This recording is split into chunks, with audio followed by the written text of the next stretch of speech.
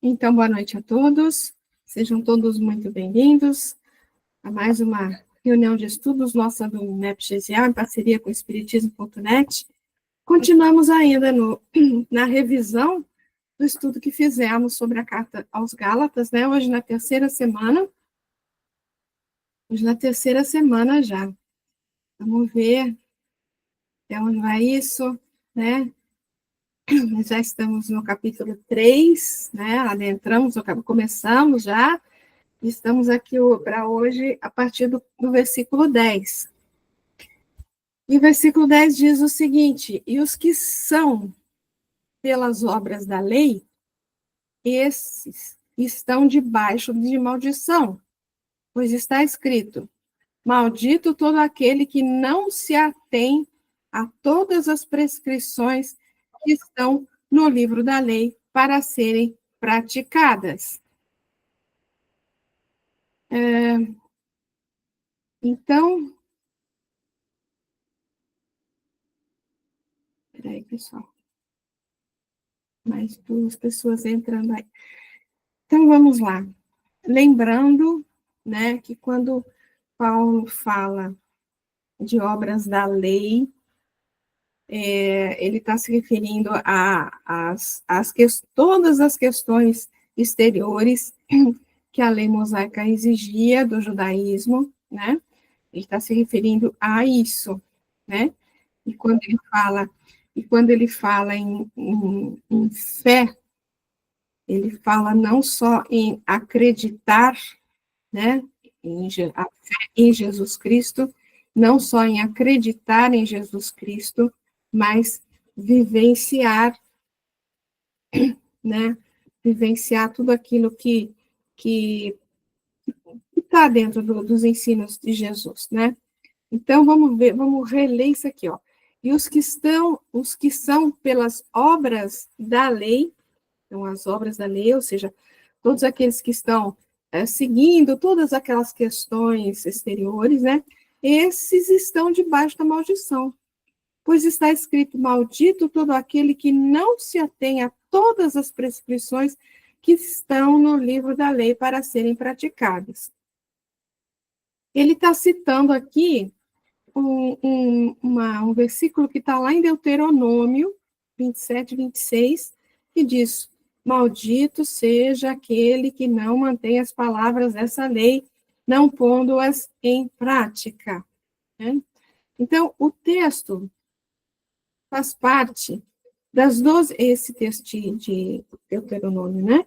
Faz parte das 12 maldições proclamadas pelos levitas conforme a orientação de Moisés.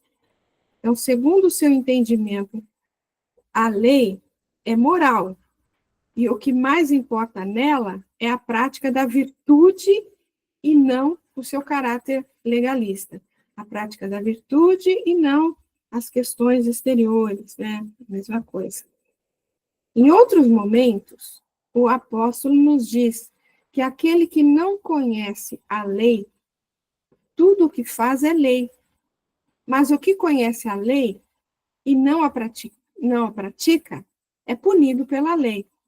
Então, se ele não sabe o que está dentro da lei, tudo que ele faz porque ele acha que está certo. Então, assim, se ele não conhece a lei, tudo que ele faz é lei. Para ele, é lei, né? A lei é instrumento disciplinador. Não sei se vocês vão lembrar, a gente discutiu bastante sobre essa questão. A lei é instrumento disciplinador, instrumento que só podemos abrir mão quando já espontaneamente vivenciamos seu conteúdo moral. Portanto, se ainda estamos a ela presos, se o bem que fazemos ainda é por constrangimento, estamos sujeitos às penas por ela prescritas, se assim não procedermos.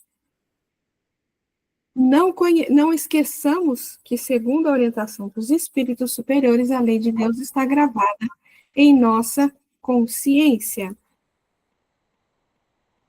Então, isso é uma questão bastante interessante, aí levantada Paulo, né, pelo apóstolo, Porque quando ele fala, a lei é instrumento disciplinador.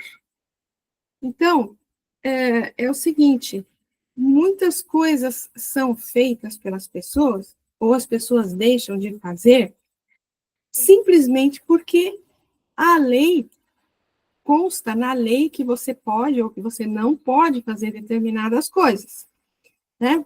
Então, no terceiro ali, se ainda estamos presos a ela, ou seja, a gente ainda faz ou deixa de fazer por constrangimento, quer dizer, eu só não vou fazer isso porque senão eu vou presa, porque se eu não fosse presa, eu fazia.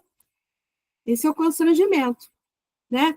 Ah, eu não vou fazer isso porque senão eu vou para um brau, né? Então eu não vou fazer, né?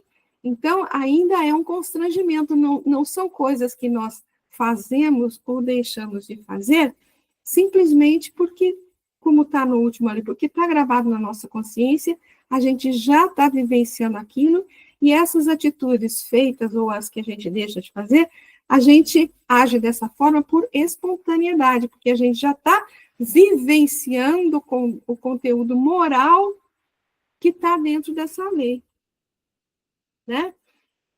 É isso que a gente comentou. Eu lembro que a gente falou muito que, acho que até vai ter mais para frente isso, né? Que a lei é como um tutor, né? Que te orienta, você faz isso, você faz aquilo, enquanto você não tem condições de realmente discernir o que realmente você pode, você deve fazer ou não fazer, né? Então, a lei é como se fosse um tutor que está te orientando, te segurando, vamos dizer assim, dentro, assim, com as rédeas dentro do conteúdo moral, né? Então, a partir do momento que esse conteúdo moral realmente fizer parte da sua estrutura espiritual, você não vai mais precisar desse tutor, né? Não vai mais precisar da lei. Eu me lembro de um texto do Emmanuel, não vou me lembrar onde está, nem o título, tal, né? Mas eu lembro que ele fala, que chegará um momento onde todo o aço das armas, das coisas que são utilizadas para a violência, vão ser transformadas em arado, né? Quando realmente a lei não será mais necessária, porque todos vão estar já com o reino de Deus instalado dentro do seu coração, e que não vai mais haver necessidade dessa lei disciplinando, tutoriando todo mundo, né? Alguém quer fazer algum comentário, pessoal?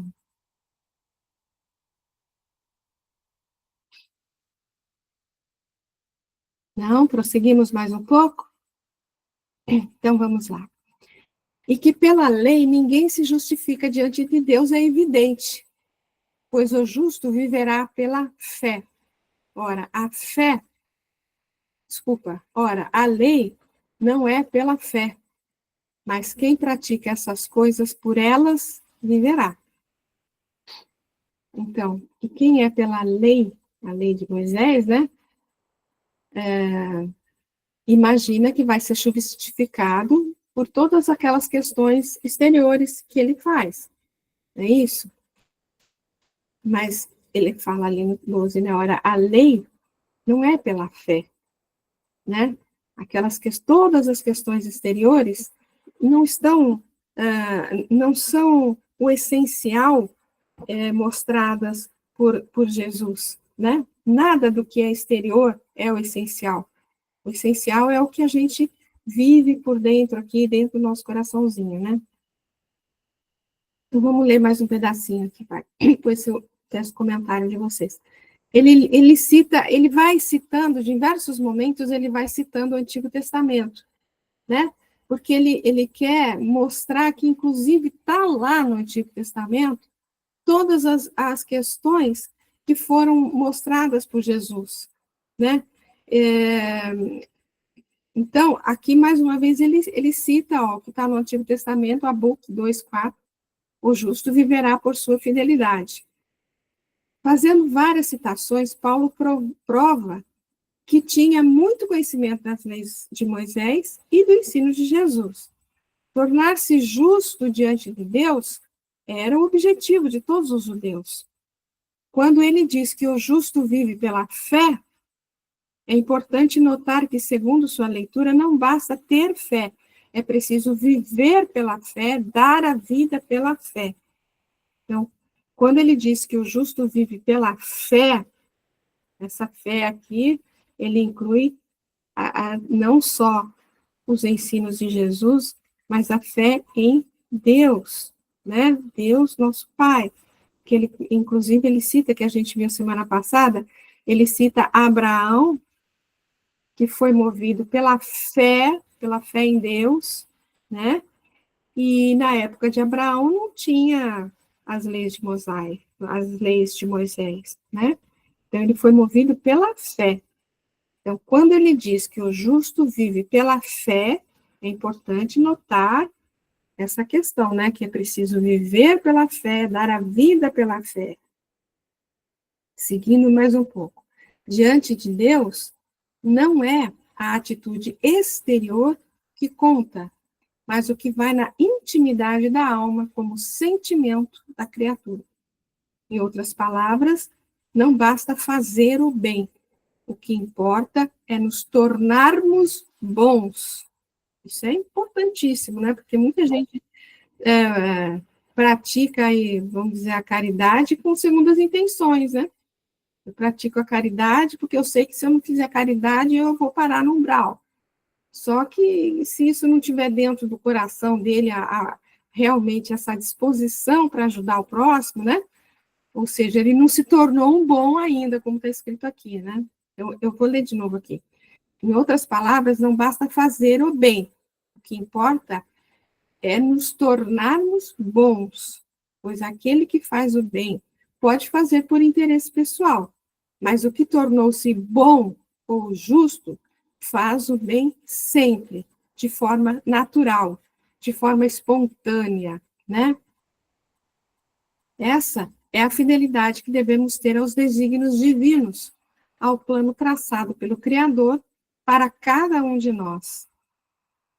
Paulo cita outros autores sagrados, mostrando que a lei nos faz escravos. A lei no sentido de todas aquelas questões exteriores, né? E a fé nos liberta pelo próprio entendimento da lei e por sua prática segura e tranquila. Não é ser servil à lei, mas cumpri-la com alegria, transbordando de satisfação. Comentários, pessoal? É sempre analisando com carinho, sempre agindo com bom ânimo, né? E seguindo a lei, que a gente já tem ela aqui dentro, que a gente sente, a gente tem noção. Quando a gente faz alguma coisa errada, a gente sente aquilo dentro de nós. Então, fazendo isso direitinho, eu seguir, né, essa lei divina que nós temos, com alegria, com fé, seguindo em frente. E as leis que existem externas, a gente vai ter que seguir o que é necessário, mas, como Paulo mesmo coloca, né? Tudo pode me ser lícito, mas nem tudo me convém. Então, a gente tem que trabalhar por aí mesmo. Muito bom, minha flor, muito bom mesmo. Podemos prosseguir mais um pouquinho? Cristo nos resgatou da maldição da lei, tornando-se maldição por nós. Isso é... Nossa, porque está escrito, maldito todo aquele que é suspenso no madeiro. Olha que coisa, né? Porque ele foi buscar uma coisa terrível, né? Maldito todo aquele que é suspenso no madeiro. Jesus foi suspenso no madeiro, né? Então, como que ele vai trabalhar isso, né? Veja uma coisa. Paulo faz uma analogia entre a crucificação de Jesus e o texto de Deuteronômio 21, 23, que diz que o homem culpado, suspenso no madeiro, será um maldito de Deus. Jesus, o Cristo, o governador espiritual do planeta, se sujeitou à lei para nos livrar da maldição, que, bem compreendida, é o afastamento do ser do Criador. Jesus veio até nós através do processo da encarnação. Se submeteu a todas as necessidades oriundas deste. Mesmo sendo o justo por excelência, deixou-se ser amaldiçoado pelos homens. Tudo isso para nos remir do pecado. É o que diz Paulo. Todavia, entendamos corretamente o que significa nos remir. Jesus não veio realizar por nenhum de nós, pois nem ele, nem espírito nenhum pode derrogar a lei que não permite transferência de responsabilidades. O que nós fizemos, cada um de nós terá que refazer de acordo com sua responsabilidade. É da lei que assim seja. O que Jesus fez foi ensinar-nos o caminho para melhor realizarmos, cumprindo assim o objetivo da vida. Ele, como espírito que já havia reconstruído esse canal com o Pai, podia, por experiência própria já vivida, ensinar-nos como atingir esse ideal. Assim podemos melhor compreender. Cristo nos remiu da maldição da lei, tornando-se maldição por nós. Eu vou prosseguir um pouco aqui para ver se a gente entende um pouco melhor. Alguém quer fazer algum comentário? Então, olha aqui, ele falou assim, ó, Cristo nos resgatou da maldição da lei, tornando-se maldição por nós. Porque está escrito, maldito todo aquele que é suspenso no madeiro. E prosseguindo, a fim de que a bênção de Abraão em Cristo, Jesus, se estenda aos gentios, para que pela fé recebamos o Espírito prometido. Espera um pouquinho. Tá certo. Olha, a bênção de Abraão está narrada no livro da Gênesis. O que está narrado lá é o seguinte: e far-te-ei uma grande nação, e abençoar-te-ei, e engrandecerei o teu nome, e tu serás uma bênção.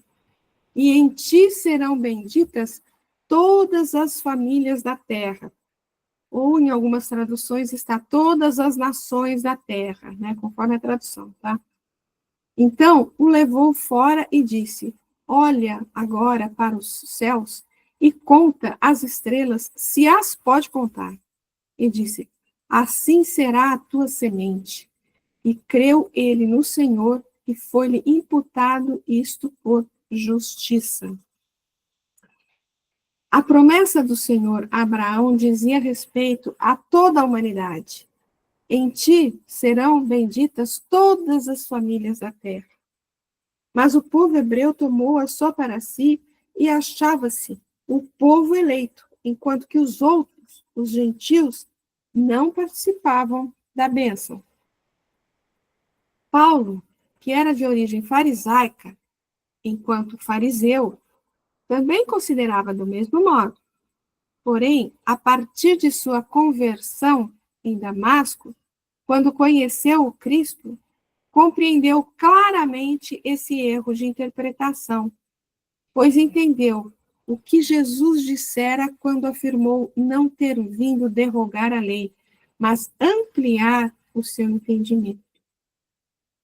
Desse modo, conclui ele, de forma magistral, essa parte da carta, mostrando-nos que a doutrina do Evangelho, por ser universal, inclui na bênção também os gentios, do mesmo modo que todos os povos futuros que viessem aderir à proposta de renovação pelo Espírito. Hoje, a doutrina espírita nos ajuda a compreender esse universalismo do Cristo. Assim, lembremos que o ensinamento final de Jesus, em seus últimos momentos fisicamente entre nós, nisto todos conhecerão que sois meus discípulos, se vos amardes uns aos outros. Comentários?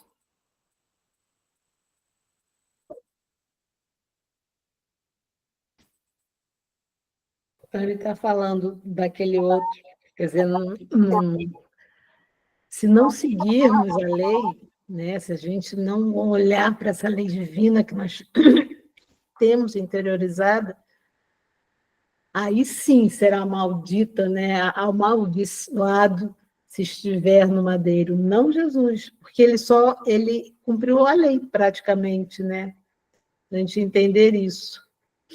E que a gente tem que aprender. Jesus mesmo ensinou, né, para os discípulos que a gente deve amar uns aos outros. É a principal lei, né? Amar a Deus sobre todas as coisas e ao próximo como a si mesmo. É muito interessante essa questão, né? Porque quando fala ele se tornou um maldito porque estava na lei que quem estivesse no madeiro seria um maldito. Então, ele se sujeitou a ser considerado um maldito, mas no fundo o que ele fez foi cumprir a vontade de Deus, né?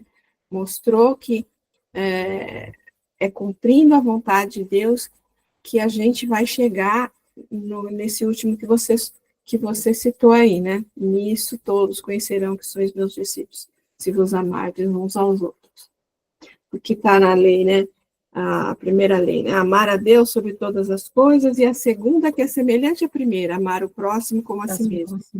Quer dizer, e nós temos também os discípulos, né? Temos Paulo, que foi também para o madeireiro, da cabeça para baixo. Não lembro mais quais, mas tivemos isso também, e só. Aí não é a lei de Deus, é a lei dos homens, né?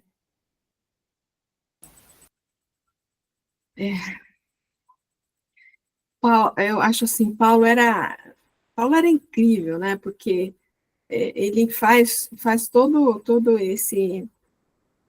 toda essa interpretação, né? Com o Evangelho e assim coisas que só hoje a gente começa a entender mais por conta do Espiritismo, né? Mas ele apresenta, se a gente se aprofundar nas questões aí, ele apresenta coisas que a gente não conseguiria chegar, bom, muito longe, né? A gente não conseguiria chegar sem o esclarecimento, sem a chave do Espiritismo, como fala Kardec, né? É muito interessante, Paulo. Vamos lá, consegui mais um bocadinho, mais um pedaço, gente. A lei não invalidou a promessa. E vai voltar lá a falar de Abraão, né? Irmãos, falo como homem. Mesmo um testamento humano, legitimamente feito, ninguém o pode invalidar nem modificar. Quer dizer, até questões materiais, mesmo humanas, né? Um testamento humano não pode ser modificado. Aí ele vai falar do testamento de Abraão. Ora, as promessas foram asseguradas a Abraão e a sua descendência. Não diz aos descendentes, como referindo-se a muitos, mas como a um só, e a tua descendência, que é Cristo. Olha o que Paulo fala aqui. Olha como ele pega assim os detalhes, né? Abraão, a sua descendência, não aos descendentes, né? Ora, eu digo, uma lei vinda 430 anos depois não invalida um testamento anterior, legitimamente feito por Deus, de modo a tornar nula a promessa. Porque a herança vem pela lei. Porque se a herança vem pela lei, já não é pela promessa. Ora, é pela promessa que Deus agraciou Abraão. Bom, vamos começar comecinho aqui, né? Então, lá. Irmãos, falo como homem, mesmo o testamento humano, legitimamente feito, ninguém o pode invalidar nem modificar. Ora, as promessas foram asseguradas a Abraão e a sua descendência. Não diz aos descendentes, como referindo-se a muitos, mas como a um só, a tua descendência que é Cristo. Que forte que é isso, gente. Vejamos que a Torá fala na promessa, mas termina sem que ela se realize. É que a Torá é apenas a primeira revelação No seu término, a espiral se abre para que o ciclo não se feche vivo e venha a segunda. Em verdade, a promessa se cumprirá com Cristo.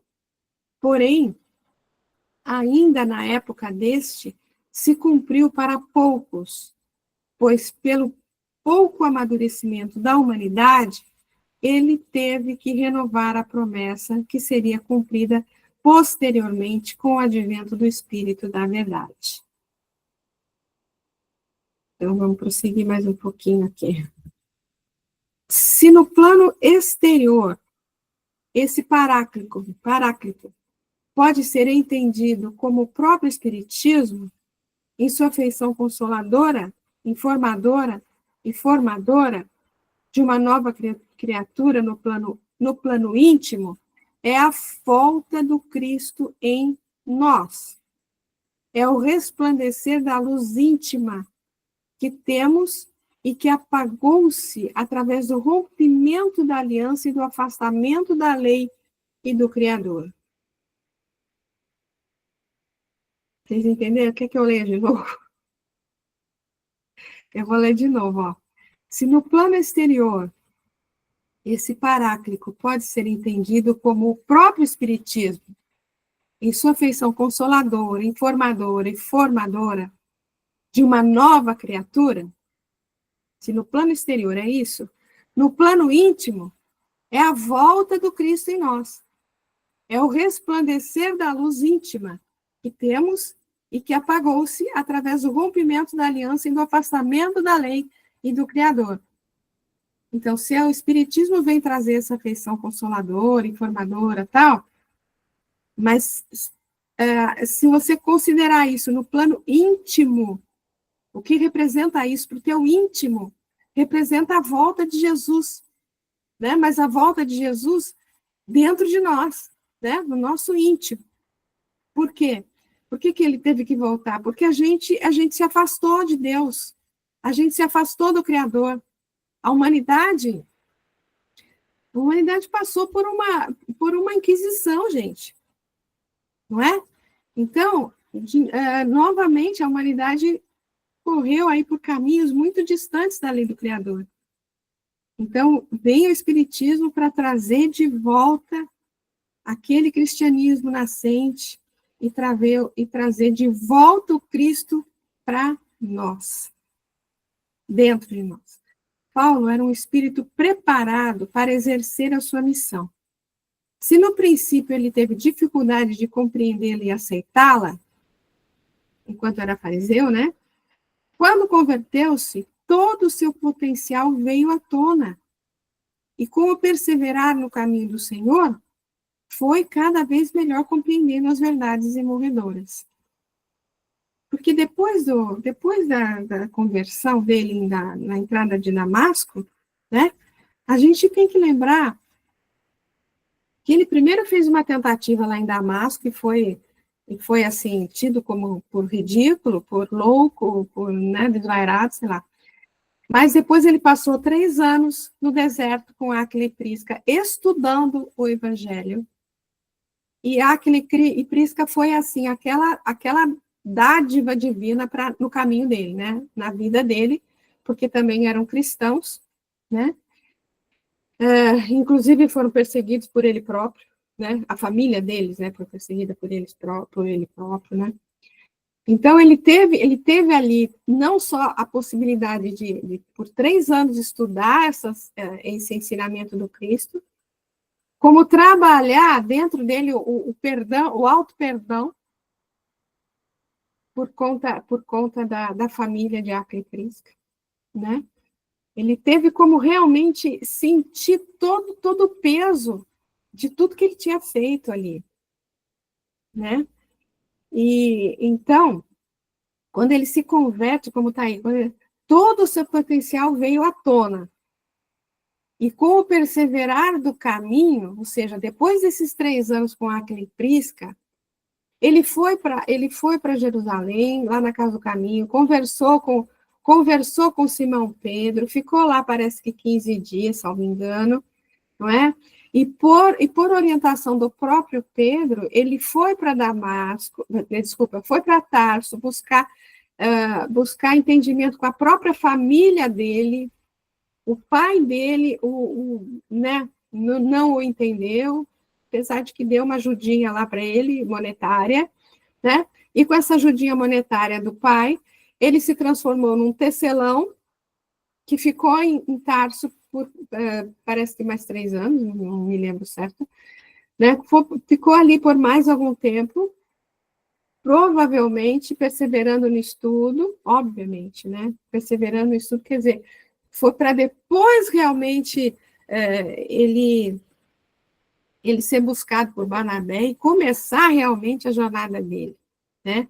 Então, realmente veio à tona todo o potencial, mas também teve que ser trabalhado todo esse potencial para depois realmente ele partir para a luta, né?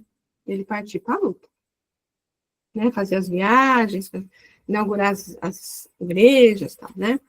Dessa forma, ele tinha toda essa universalidade de entendimento e, usando da didática aprendida com o seu querido mestre, expunha com profundidade a verdade a partir de rotinas conhecidas por todos, ou seja, ele busca lá na lei, né, de Moisés e discute aquilo com eles, para que eles possam entender a colocação do Paulo, né?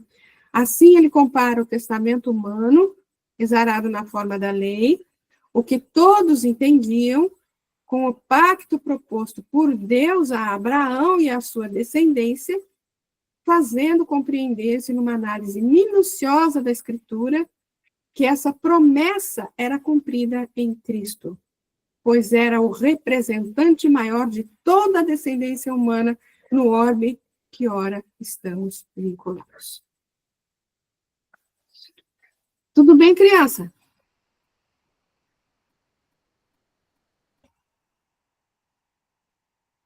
Tudo bem. Todos respirando sem auxílio de equipamento. Continuamos, então. Ora, eu digo, uma lei vinda 430 anos depois não invalida um testamento anterior, legitimamente feito por Deus, de modo a tornar nula a promessa. Esses 430 anos é o tempo que depois apareceu a lei, né? Segundo, não me engano, é isso. Como dissemos, todo o texto da Bíblia judaica foi construída tendo por base a aliança proposta por Deus a Abraão.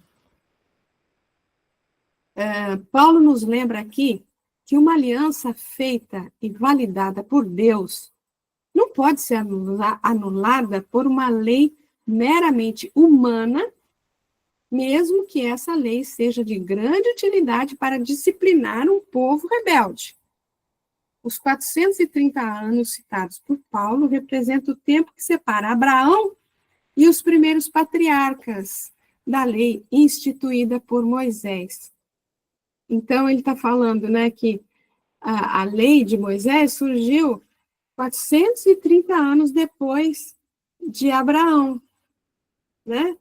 Então, um testamento anterior, legitimamente feito por Deus, né? E a promessa feita por Deus, a aliança feita com Deus, não pode ser anulada 430 anos depois por leis, né? Que foram instituídas depois, né? Testamento aqui deve ser entendido como pacto, aliança, contrato. Temos na Bíblia o primeiro testamento e o segundo, o velho e o novo, significando a primeira aliança e a segunda aliança, ou a nova aliança, como a gente vê em alguns lugares. Né? A humanidade tem uma aliança coletiva com seu Criador. Porém, é importante percebermos que cada um de nós possui um testamento individual, isto é, um pacto, um contrato, uma aliança feita com Deus.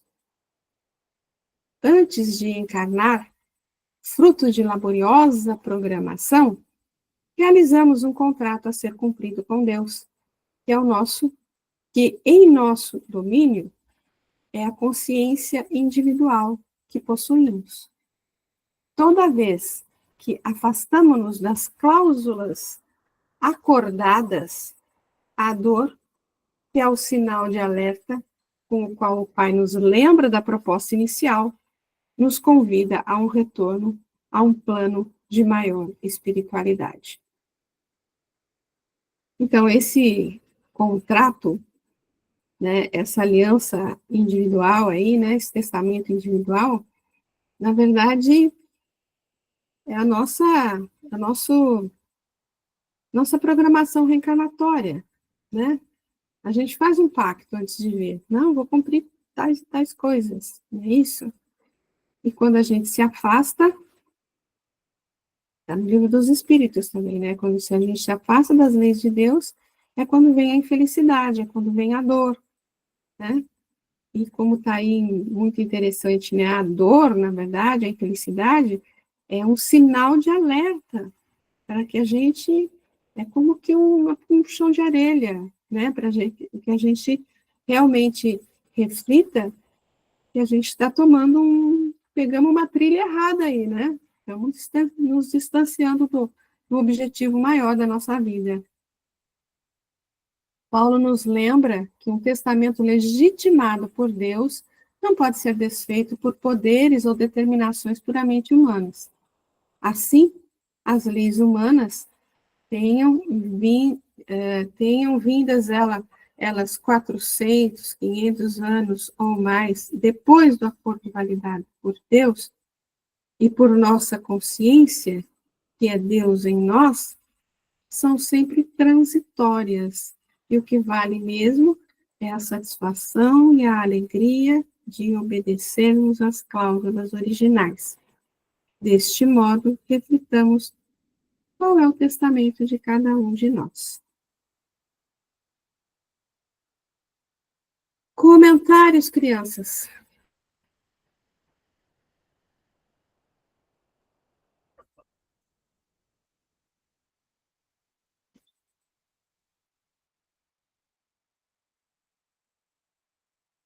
Prosseguimos. Porque se a herança vem pela lei, já não é pela promessa. Ora, pela promessa que Deus agraciou. Ora, é pela promessa que Deus agraciou a Abrão. Então, a herança nossa, né, não vem pelas questões exteriores, pela lei. Se for assim, já não é pela promessa que Deus fez por Abraão, né? Todos nós, toda a criação, possui uma herança divina. Essa herança é Deus imanente em sua obra. É Deus imanente dentro de nós. É o nosso eu crístico, né? A herança não proveio do que é material, pois é anterior e precedente a tudo que conhecemos como criação. O espírito vem do espírito, o que é material da matéria. O humano origina do humano. Através desse raciocínio lógico, Paulo diz: a herança não veio da lei. Desse modo, Paulo mostra que foi pela fé que a herança se realizou, na medida em que é pela fé que nós realizamos para Deus. Comparando que foi pela fé, não existia lei ainda, foi pela fé que Abraão agiu, né? E que é tão considerado dentro do judaísmo e do cristianismo também, né, de maneira geral. Quando depositamos todas as nossas forças no que é puramente transitório, o nosso fardo torna-se pesadíssimo, pois é a ilusão que nos dirige. É a ilusão, e a ilusão não é boa companheira, pois rotineiramente ela nos dá um tombo, nos deixando seriamente machucados. lembremos que Jesus nos afirmou ser seu fardo leve, pois era plenamente espiritual. A lei é criação humana, é legislação necessária, mas de origem humana, não veio do espírito, mas da corrupção da criatura ao se distanciar do seu Criador. A fé é divina, é sentimento espiritual, é amadurecimento da essência. Por isso, só ela nos conduz a Deus.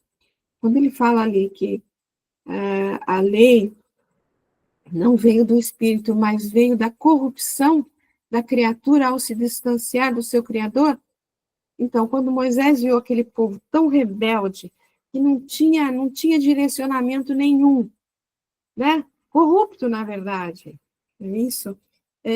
Corrupto, quando a gente pensa em corrupção, a gente está pensando em corrupção que a gente vê aqui hoje de política, né? Mas o distanciamento da lei divina, né?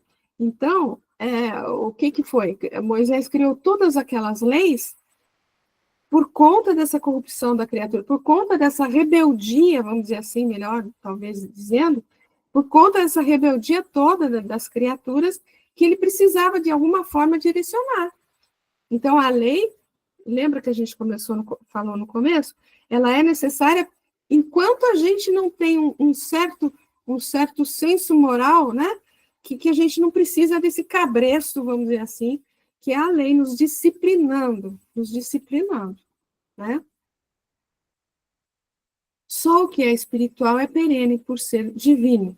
Não foi pelas conquistas materiais que Abraão passou para a posteridade como patriarca de um povo tão digno, mas pela fé que o motivou a estar sempre atuante em Deus. Trazer todo esse entendimento para o nosso dia a dia é o grande desafio que temos. Porém, desafio que precisa ser compreendido e vencido, pois o reino de Deus é a promessa que necessitamos alcançar e realizar em nós. Tudo bem, criancinhas? Hein, criançada? Tudo bem, Cris? Tá bom. Fala, meu amor. Tudo bem, Val. E a gente, ou eu, a gente vai vendo como a gente ainda está dependente da lei, né? De vez em quando eu penso nisso. Eu estudo assim, tenho grupos, né? Todo dia de estudo. Falo, caramba, eu tenho que repetir tanto para poder aprender um pouquinho. Então, é exatamente o que está falando aí, né? Eu ainda estou presa na lei. Quer dizer, não tem crédito nenhum. Então, ainda estou no cabresto, né? Muito do que a gente faz, né, ou deixa de fazer, ainda é por conta da lei, né? Ainda é. Mas vamos seguir mais um pouquinho? Mais um pedacinho ainda do capítulo 3. Papel da lei. Por que então a lei?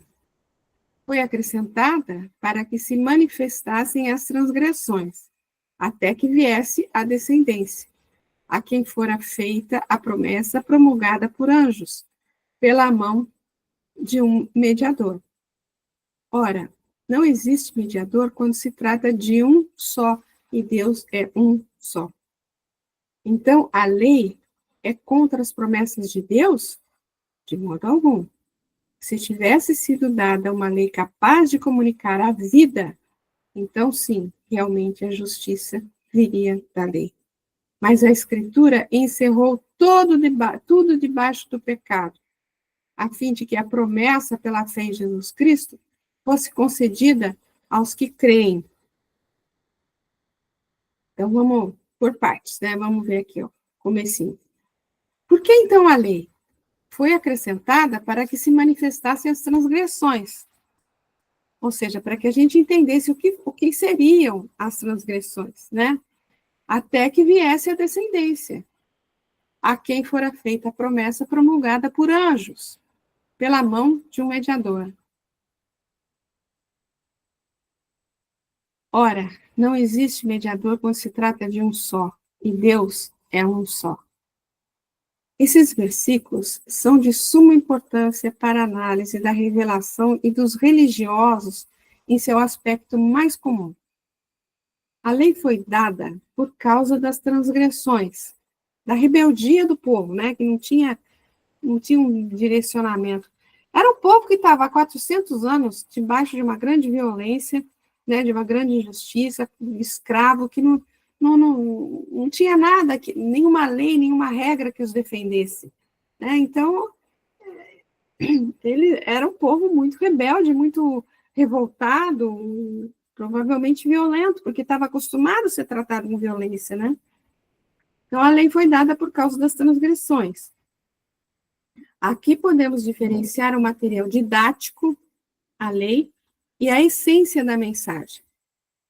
Os religiosos, de um modo geral, tendem a valorizar mais o instrumento didático, usando cultos, ritos, livros, do que a revelação propriamente dita. Não são poucos os que se desarmonizam por meras questões exteriores. E quando você oferece para ele uma elevação só por questões exteriores, é difícil para a pessoa, né? Às vezes é difícil. A lei é importante, mas o seu objetivo é preservar a promessa. Ela é a película exterior que protege a essência que vai no interior. É a casca que preserva a polpa do fruto. É assim, ela tá te guiando para você não fazer o que é equivocado moralmente, vamos dizer assim, né? Então, ela é uma película exterior aí que te protege, que protege a essência, que protege o seu caminhar, até que você realmente prossiga caminhar sem essa película protetora aí, né? Moisés a revelou para proteger o povo hebreu da contaminação pagã. Porém, ela tinha um tempo útil, até que a gente crescesse moralmente, né? Esse tempo era até que viesse a descendência, que, como já dissemos, era a concretização da promessa através de Jesus, o Cristo. Paulo queria mostrar que, enquanto a promessa não tinha se realizado, a lei era de suma importância. Mas se o Cristo já viera e instrumentalizado a todos para a edificação do reino, na intimidade de cada um, para que priorizar o que era simplesmente um acessório? Assim, Paulo conclui ensinando que a lei é material, transitória, enquanto a promessa, que vive pela fé, é espiritual, imperecível.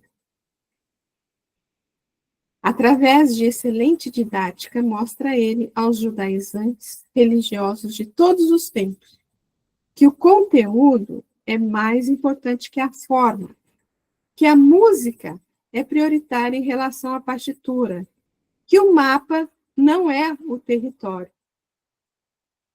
É mais importante o conteúdo do que a forma, né? É mais importante as questões que você trabalha dentro de si do que as questões que você exterioriza. É sempre isso que ele vai trabalhar, né?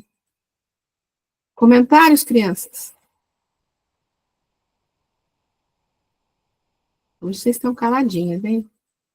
Então, a lei é contra as promessas de Deus?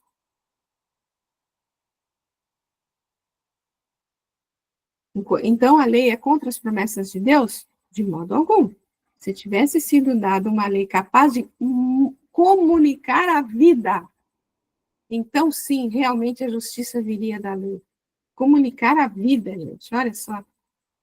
Devemos entender a lei como aspecto exterior da revelação. Ela contradiz a essência? Não, de forma alguma. Assim se expressou o apóstolo. Desculpe, Val. Dá uma relida aí. O que você disse? Comunicar a vida, a lei? É o que está aqui só. Então, a lei é contra as promessas de Deus? De modo algum. Se tivesse sido dada uma lei capaz de comunicar a vida, então sim, realmente a justiça viria da lei. Só isso que eu li. Devemos entender a lei como aspecto exterior da revelação. Vou ler de novo aqui, tá? Ela contradiz a essência? Não, de forma alguma. Assim se expressou o apóstolo a definir que a lei, do mesmo modo que a religião, tem sua importância.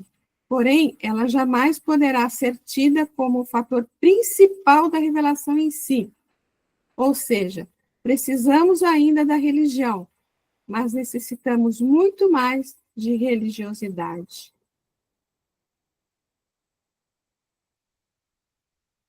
Isso nos leva a meditar sobre a conquista que realizamos sempre dos valores que formam o nosso patrimônio espiritual.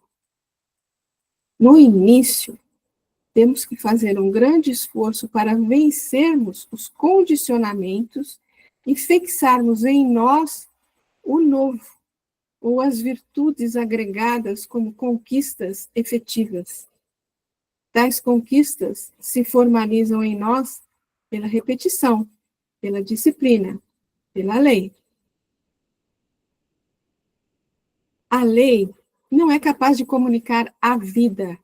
Os acessórios jamais podem dar por si mesmo a essência, pois eles podem até auxiliar a vida a se manifestar, mas jamais esta vem deles. A justiça não vem, portanto, das exterioridades. O homem nunca se tornará justo pelas práticas exteriores, mas pela vivência do bem é que fará a conexão com a dimensão superior do Criador.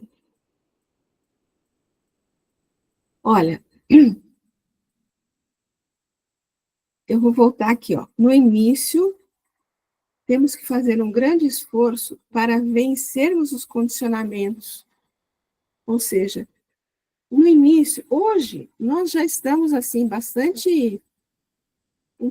já temos um tantinho de elevação espiritual, né? Já temos um tantinho de bom senso moral, não é isso? Então, eu acredito que todos nós aqui, ninguém levou nenhum processo nas costas porque infringiu nenhuma lei aqui civil, né? Nenhuma lei humana, né? Mas no início nós precisávamos dela para nos disciplinar, né? E a gente vai aprendendo por repetição, como ele fala aqui, né?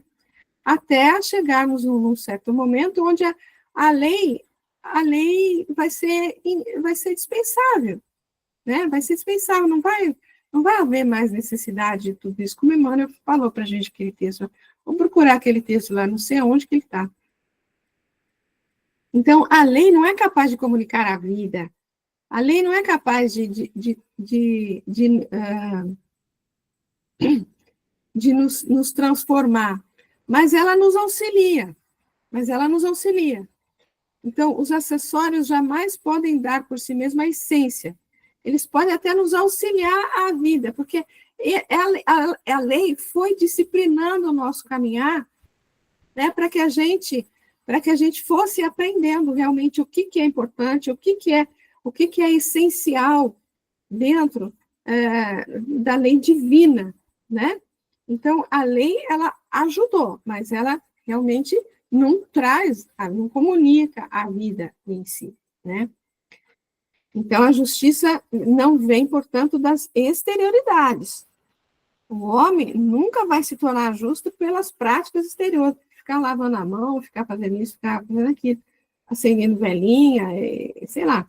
Mas pela vivência no bem. que vai fazer com que ele tenha essa conexão com o mais alto, né? Tá? Mas a Escritura encerrou tudo debaixo do pecado, a fim de que a promessa pela fé em Jesus Cristo fosse concedida aos que creem. Então, quando ele fala que a Escritura encerrou tudo debaixo do pecado, é porque a Escritura transformou todas as atitudes, né, no pecado. Ou seja, se você não lavar a mão, você pecou. Se você carregou um saco de 5 quilos de arroz no sábado, você pecou. Se você deixou de ir na sinagoga num dia tal, você pecou. Então, encerrou tudo debaixo de pecado. Agora, é preciso conscientizar que somos espíritos decaídos, sujeitos ao pecado, isto é, desconectados de Deus. E como forma de realizarmos novamente essa conexão, que, em outras palavras, é a realização da promessa em nós, assevera em outro texto: pois assim como todos morrem em Adão, em Cristo todos receberão a vida. Adão foi aquele que não cumpriu a promessa, não cumpriu a vontade de Deus, né? E Cristo foi aquele que cumpriu toda a vontade de Deus. Então, nós morremos em Adão e renascemos da vida, recebemos a vida em Cristo. Deste modo, tudo fica muito claro, tanto para os Gálatas como para todos nós. Há a necessidade de uma vinculação com os processos materiais, porém, porque nós estamos na Terra, temos os processos todos materiais aqui, porém, o Espírito só cumprirá integralmente a aliança ao se libertar destes mediante uma desvinculação consciente através de uma fé operante na dinâmica proposta por Jesus, o Cristo de Deus. Comentários, crianças?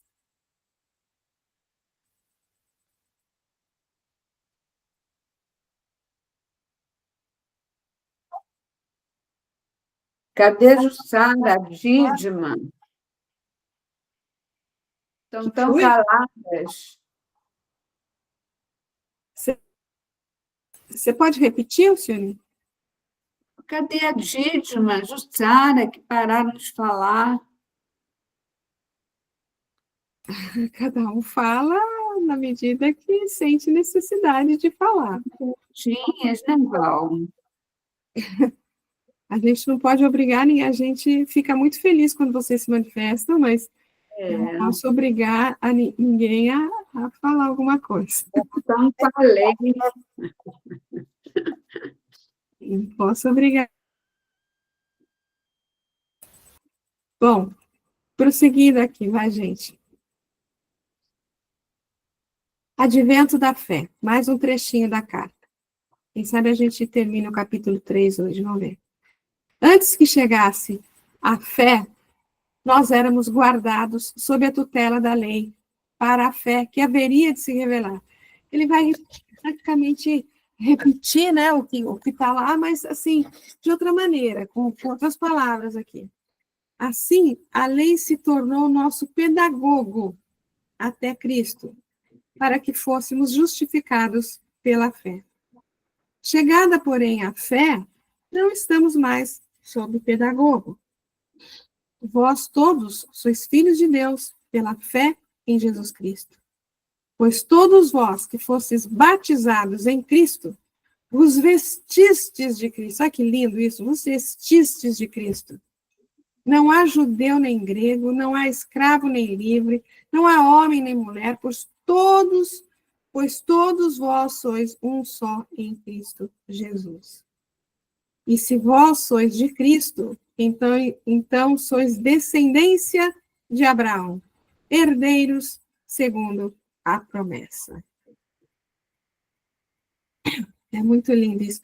Ele fala, volta, fala a mesma coisa. Sempre aquela questão da espiral, né? Ele volta no mesmo ponto, mas acrescentando mais alguma coisa, né? Então, volta no mesmo tempo, mas no mesmo assunto, no mesmo tempo, mas sempre acrescentando. Então, é como a dinâmica da espiral, né? Então, vamos lá. Antes que chegasse a fé, nós éramos guardados sob a tutela da lei, para a fé que haveria de se revelar. Assim, a lei se tornou nosso pedagogo até o Cristo, para que fôssemos justificados pela fé e não pelas obras da lei, né? Então, na verdade, é o que ele já falou, né? Quando ele fala, nós éramos, antes de que chegasse a fé, ou seja, antes do Cristo, né? Nós éramos guardados sob a tutela da lei. Ou seja, a lei mosaica, ela veio por conta de toda a rebeldia daquele povo, né? Eu vou repetir, por toda a rebeldia nossa, né? Provavelmente estávamos lá também bastante rebeldes, né? Então, por conta da nossa rebeldia, da rebeldia daquele povo lá. Então, a lei se tornou nosso pedagogo, ou seja, era o nosso professor, vamos dizer assim, entre aspas, até que venha o Cristo para realmente mostrar como que a gente deve agir sem que haja necessidade dessa lei, apesar de que essa lei vai durar ainda por muito tempo, né? Então, vamos lá. A repetição é ótimo instrumento de didática. Além disso, cada vez que passamos pelo mesmo ponto, vamos aprofundando um pouco mais a lição. A disciplina tem um papel maravilhoso em nossa vida a nos conduzir para a espontaneidade. No princípio de qualquer etapa de aperfeiçoamento, é necessário que ela atue de fora para dentro, a nos encaminhar nos novos terrenos, sedimentando em nós o que ainda é desconhecido. Então, o que está atuando em nós no início são as questões exteriores, ou seja, é a lei, que é uma questão exterior, que vai mantendo aquele cabresto, como a gente falou aí anteriormente, né? Sendo o nosso tutor, o nosso pedagogo, que vai conduzindo a gente, né?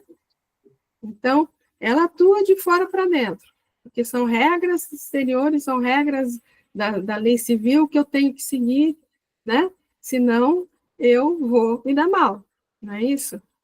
Até que tudo aquilo, todo aquele senso moral esteja realmente sedimentado dentro de nós. E que, na verdade, existe dentro de nós, mas que ainda é desconhecido, como está aqui, né? É aquela história. A lei divina está gravada na nossa consciência, mas a gente ainda não consegue ler claramente, escutar claramente a nossa consciência.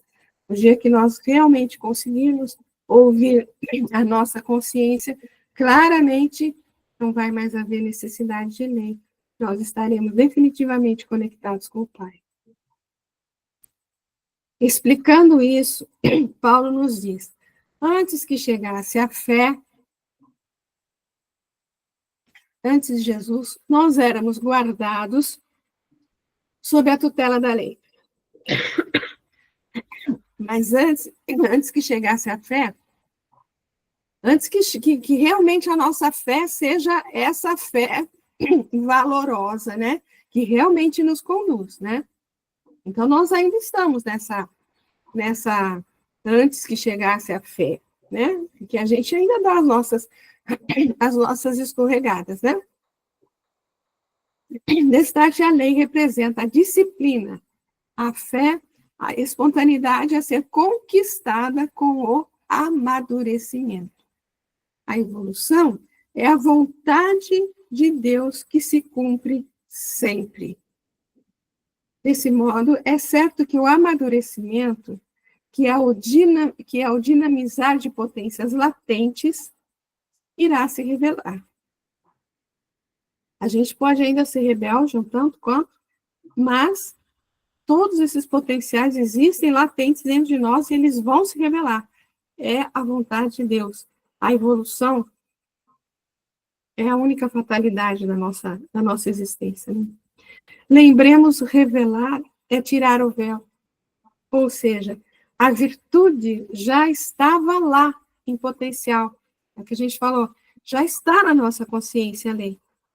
Né? Mas revelar é tirar esse véu para a gente realmente ouvir a nossa consciência. Né? O que é educação, o que é o outro nome de evangelização, faz é desabrochar algo que já existia. Aprender é recordar, já dizia um sábio da antiguidade.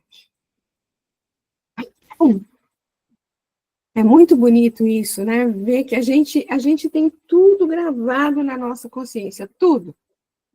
Então, a gente tem todo o potencial para se tornar um espírito puro. Mas todo esse potencial vai sendo revelado aos poucos. E a lei nos ajuda a manter essa disciplina.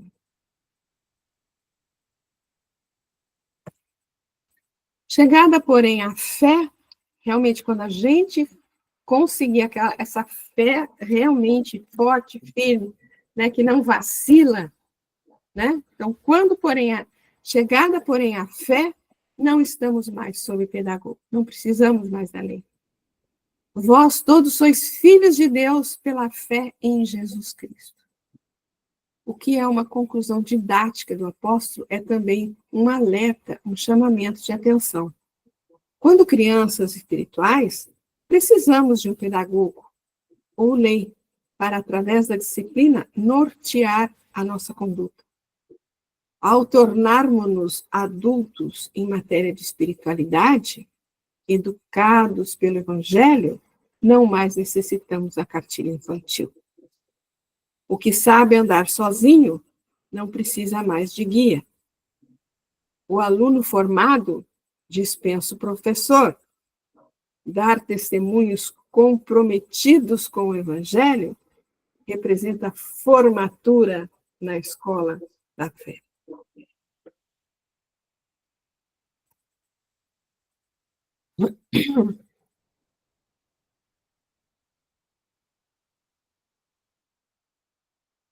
Portanto, em nossa vida de espírito imortal, existem duas fases distintas.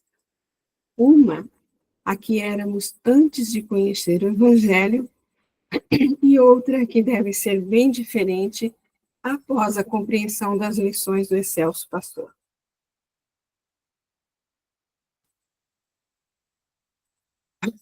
A lei antiga diz: não terás outros deuses diante de mim. Jesus ensinou-nos a não sermos escravos dos favores do mundo. Não matarás, repete o texto da primeira aliança. O mestre dos mestres nos orienta a não aniquilarmos a esperança do nosso próximo. Não cobiçarás a casa do teu próximo, nem nada que pertença a ele, insiste a Torá. Jesus amplia ao que ele pede e não voltes as costas ao que te pede emprestado. Quando ele fala ali, é importante ou não matarás, né? Que às vezes, como ele fala aí, às vezes você mata a esperança de alguém de fazer alguma coisa, você mata a moral de alguém quando você a calunia, né? Quando você faz fofoca, pela maledicência, você pode anular, né? Você pode matar o futuro da pessoa, né? Então, é muito mais amplo do que simplesmente tirar a vida material de uma pessoa, né? Portanto, se o Evangelho já faz parte de nossas cogitações íntimas, não nos intimidemos, mas realmente não podemos mais ter o comportamento que a grande massa espera de nós. Somos diferentes, não que sejamos melhores, mas é que Jesus já abriu os nossos olhos para o espírito que somos. Não ao duelo mental, não às competições levianas, não a escravização da estética.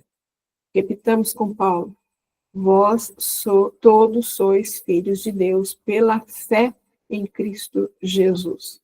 Portanto, vestivos do Senhor Cristo e não procureis satisfazer os desejos da carne.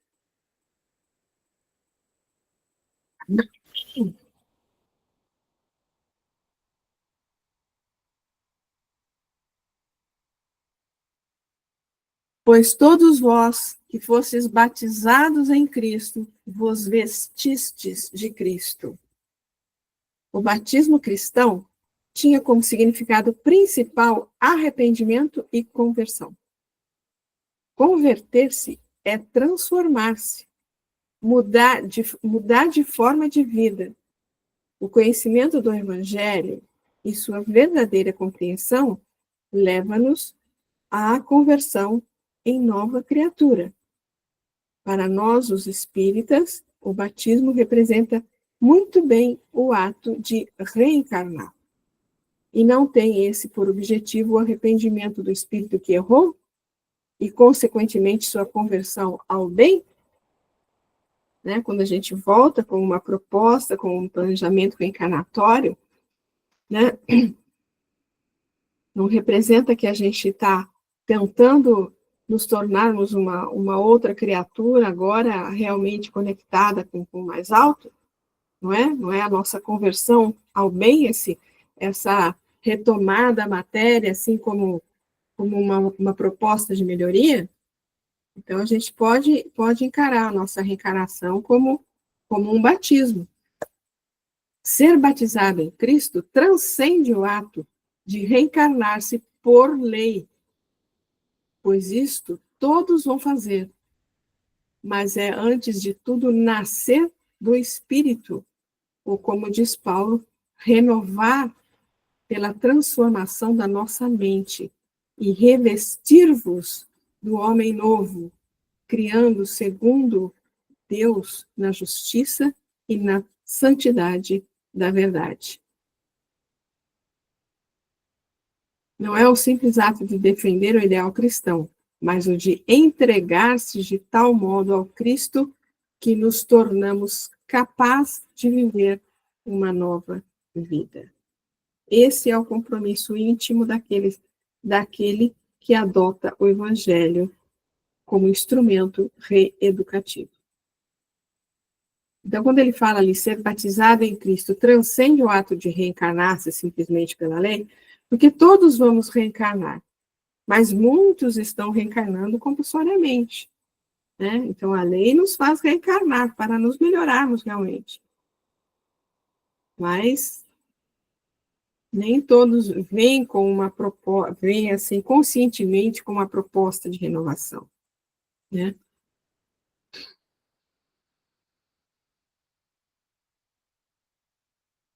E, finalmente, né, a última ali, não há judeu nem grego, não há escravo nem livre, não há homem nem mulher, pois todos vós sois um só em Cristo Jesus.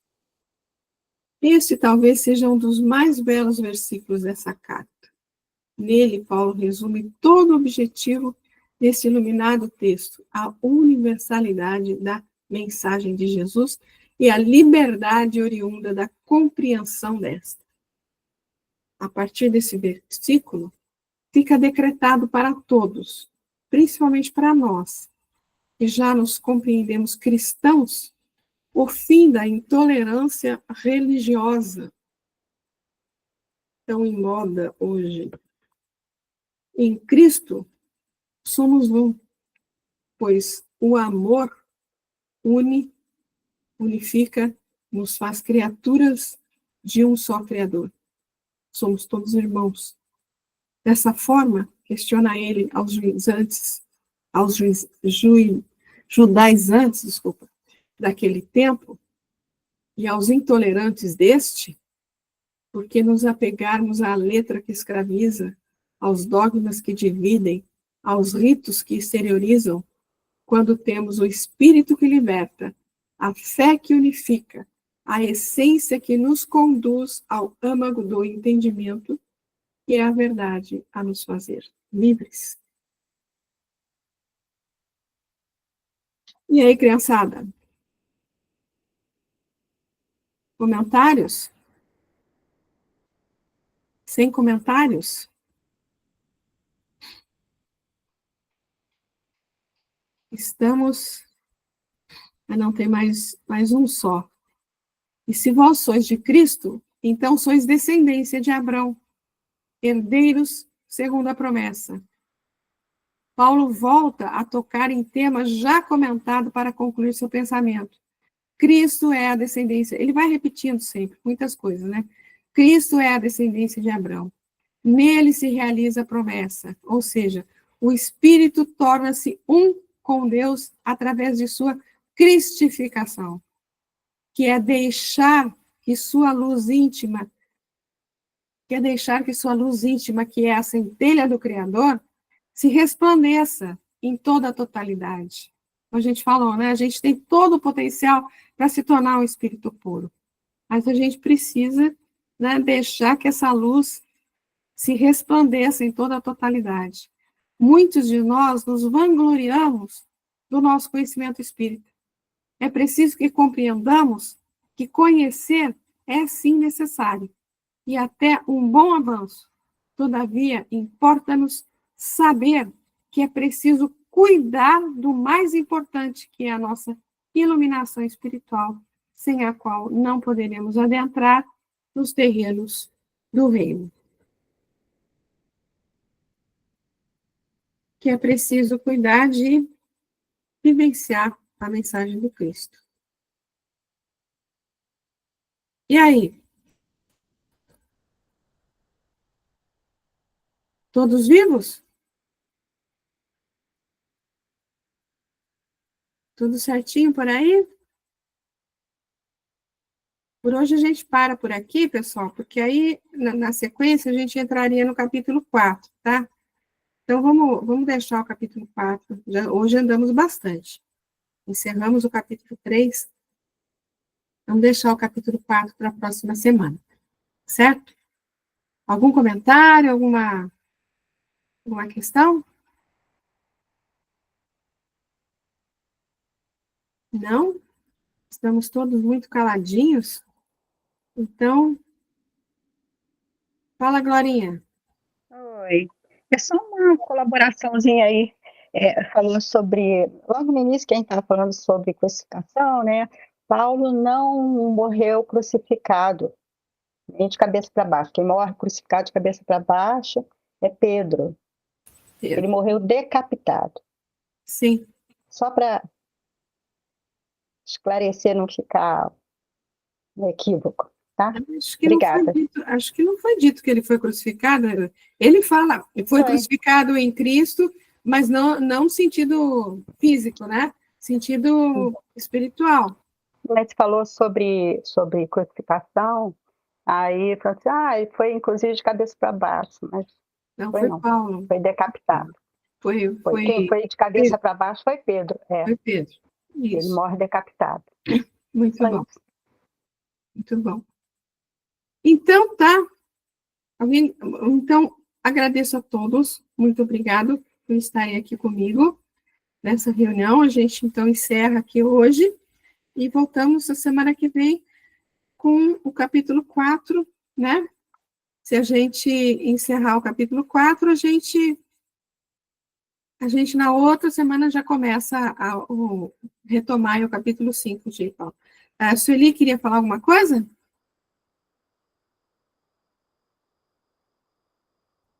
Não?